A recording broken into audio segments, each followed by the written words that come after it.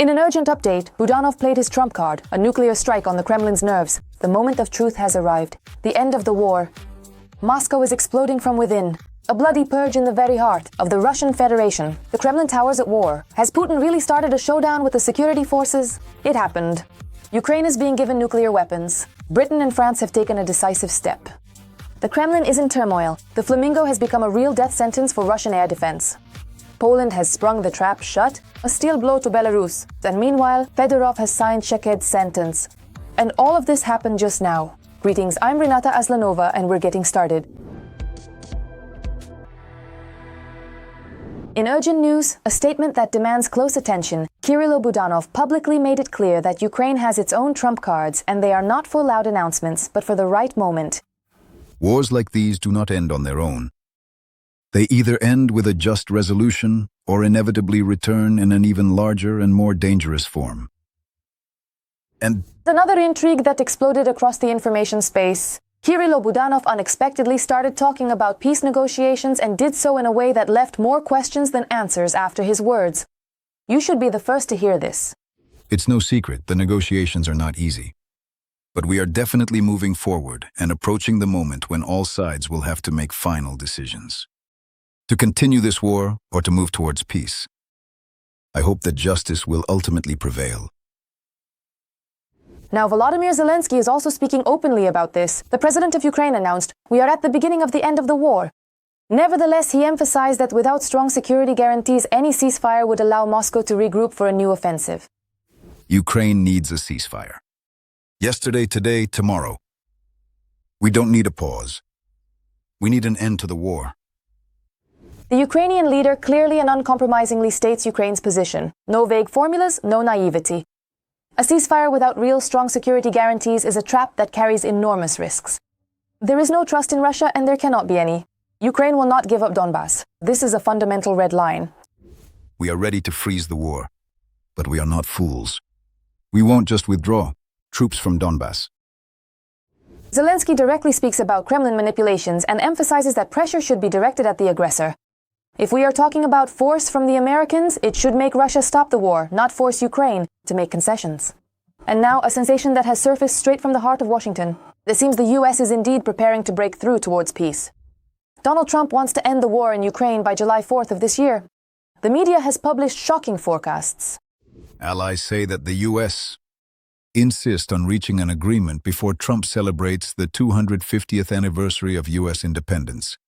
Moreover, there is already a clear plan for the American leader. A clear plan. Separate agreements between Ukraine and Russia, and between Ukraine, the US, and Europe on security guarantees will be solemnly and publicly signed. Peace will triumph, but there is one but. Trump is striving to sign a peace agreement and security guarantees simultaneously at a ceremonial event. I insist that the guarantees be ratified in Congress first. Urgently, Moscow is exploding from within. The security apparatus is in complete turmoil. A massive purge of police officers is underway. Could it be that the security forces have displeased Putin? The car that marked traffic police cruiser suddenly erupted into flames. It became known that almost at midnight in the capital, near Savyolovsky railway station, there really was an explosion near a service vehicle of the Road Patrol Service. Z channels leaked details of the incident. A man with a short haircut, dressed all in black, approached the service vehicle and threw an unknown explosive device at it, after which he began filming and then disappeared.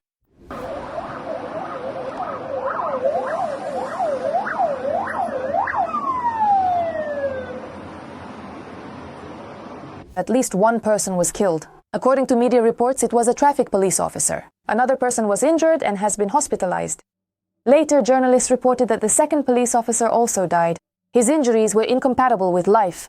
The prosecutor's office is investigating all the circumstances of the incident. And now the key question. Why are the epaulettes falling right now? Is the Kremlin really looking for scapegoats? Or are they afraid of betrayal within their own ranks? It seems that the tension has reached the very heart of the system. If even the security forces are now under attack, it means the cracks have gone much deeper. We are following the developments. This has never happened before. Russians are shouting about everything. The United Kingdom and France are loading nuclear weapons for Ukraine.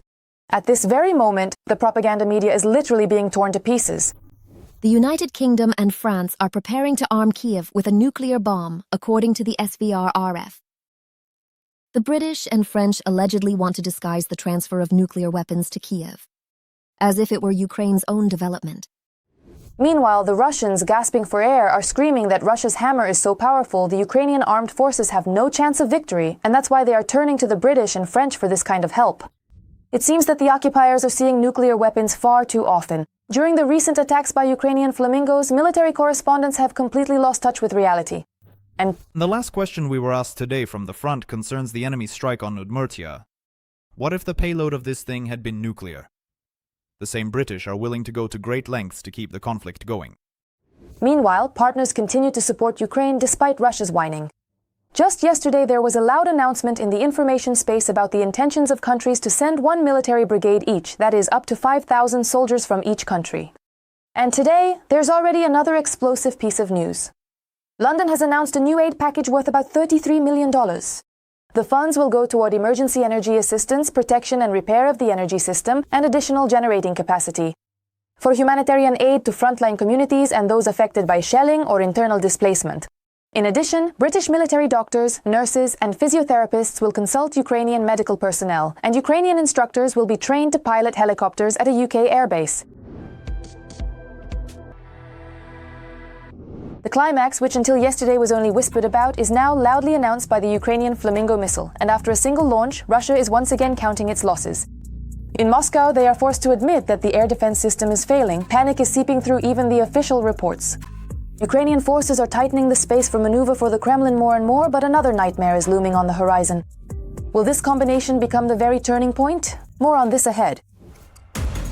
The Ukrainian missile, which today is feared not only by our enemies but thanks to its accuracy and low production cost, is even causing concern among Kiev's partners.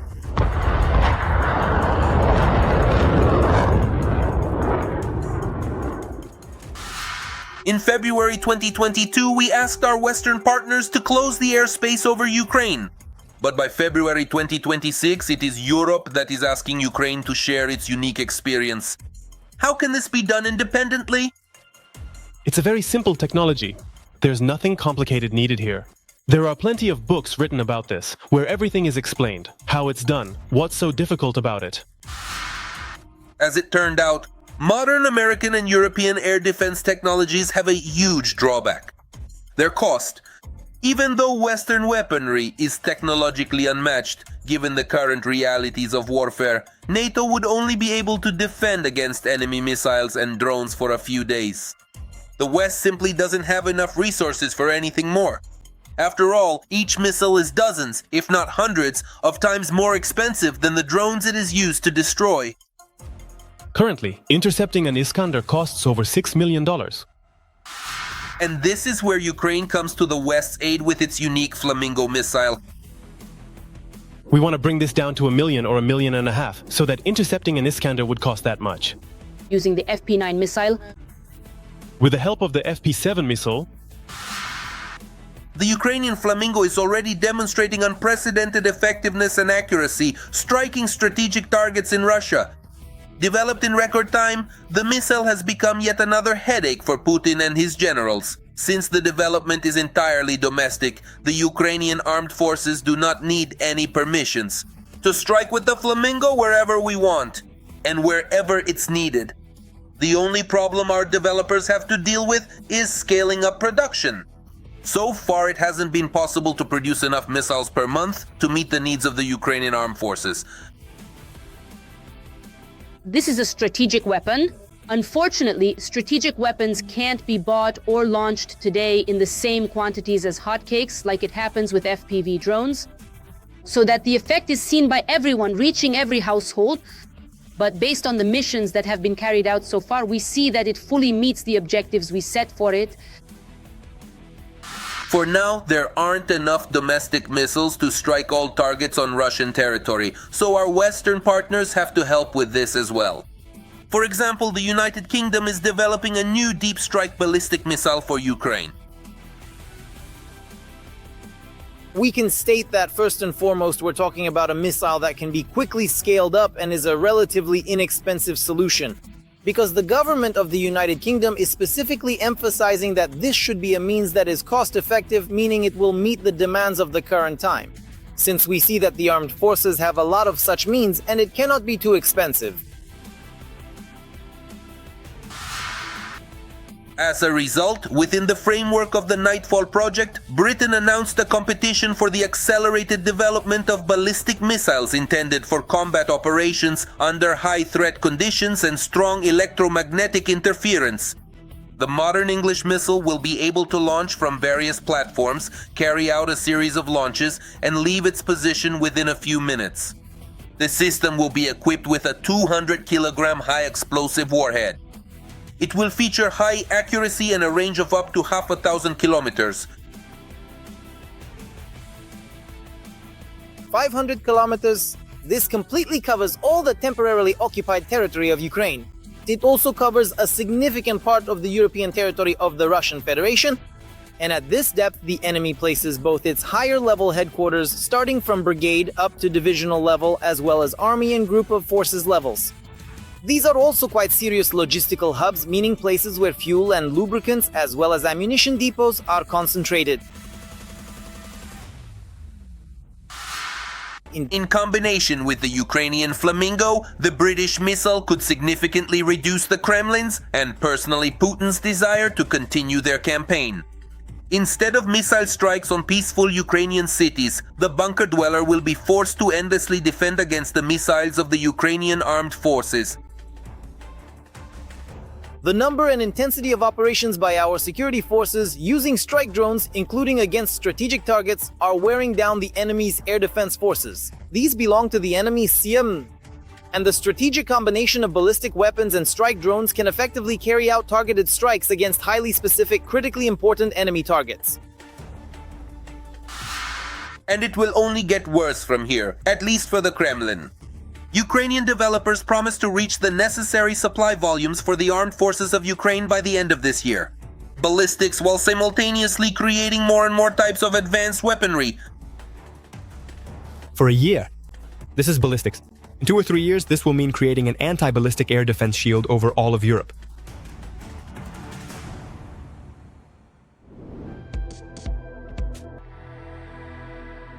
It happened. Poland is cutting off the oxygen to the dictators. The border is locked down, 48 hours until a complete blockade of the regime in Belarus. Lukashenko, in a panic, has announced mobilization. Minsk in turmoil, the final showdown. Who will win? Details in the report. Poland makes a loud statement and strengthens the border. In western Belarus, reservists are being urgently called up. Coincidence? You can only rely on yourself. Don't count on anyone else. For the 5th time, I'm telling you, we have no friends in the world. None.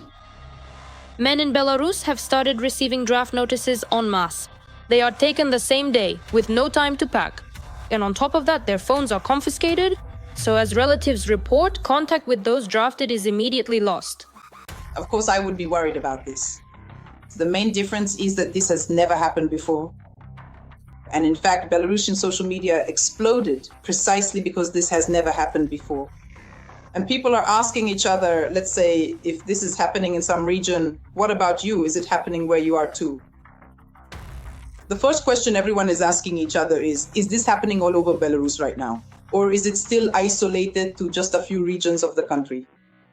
Officially, of course, they call it a combat readiness check, not a mobilization. But in Russia, everything also started with assemblies and inspections. I would say, first and foremost, it's the concealment of information. Indeed, people are taken away immediately, right away, dragged off somewhere, and their phones are confiscated so they can't inform anyone about what's happening to them next. This is the maximum level of information blackout. And that's the point that should especially concern us, because we really don't understand what will happen to these people next. What's interesting, right? This is a call for reservists specifically in the western regions of the country, that is, near Poland. There is also a strategically sensitive area of Europe, Suwalki Corridor. There are too many coincidences in one place. A fairly narrow section between the Kaliningrad region and Russia. Partially, in fact, the most populated settlement, Suwalki, is located not far from the border of Poland and Lithuania. The width there, I think, is about 40 kilometers, so it's really quite small. Therefore, if you were to strategically assemble and concentrate sufficiently substantial and formidable military forces in that area, you could, if you'll excuse me, establish and carve out a land corridor to the Kaliningrad region in a relatively short period of time. At the same time, Poland announced a 48-hour time frame. That's exactly how long they need to fully mine the border with Belarus and Russia. Today, February 20th, the country withdrew from the Ottawa Convention and now has the full right to mine its borders. But could the Belarusian exercises be connected to Poland's own actions? Even though so far we are only seeing hybrid attacks, that doesn't mean a real one couldn't happen tomorrow. A real attack along the Białowieża border, for example. That's why, of course, I would consider this mobilization story as a real threat of a possible attack. And accordingly, well, if it takes more than 48 hours to lay mines, then it's time to start mining already. Recently, Lukashenko also ordered a large-scale inspection of the combat readiness of the armed forces. At the military base, they practiced everything to the fullest extent. We are not working for a grade. We are working to be ready to defend our country, to defend our national interests, our sovereignty, our Republic of Belarus. And now suddenly reservists are being urgently called up. So maybe this is just part of Lukashenko's inspection? Undoubtedly, in my opinion, this looks like a signal from the West, but we shouldn't perceive it only as a signal. I believe that this should be seen as a concrete military threat. And here Moscow appears again. Well, how could it be without her? The Kremlin's almost total influence makes Belarus not just an ally, but a real staging ground for provocations against NATO. Frankly speaking, these are almost wartime conditions. Just remember the statement about the Oreshnik on the territory of Belarus. Furthermore, the very first positions of the Oreshnik missile system have now been set up. This system has been in our possession since yesterday, and it is officially on active combat duty today. Or the information that Russia is using Belarusian territory to attack Ukraine and put pressure on European countries. Operators of Russian Shahed drones are working against Ukraine, including from Belarusian territory. The communication for the strikes is maintained from Belarusian territory. Russia is using Belarus as a testing ground to blackmail Europe. Nevertheless, Minsk has stated that they do not intend to go to war with Western countries. But it's unlikely that one Kremlin dictator will listen to another, the potato one. When it comes to the question of being drawn into the war, I still have some serious doubts. Because in my personal opinion, Lukashenko is still the one who makes these final decisions all by himself. And for now, he wants to keep his freedom to maneuver, including for his own dealings with Trump. Lukashenko will, of course, puff himself up and pretend there is a threat, but you can't say that he is completely under Putin's control.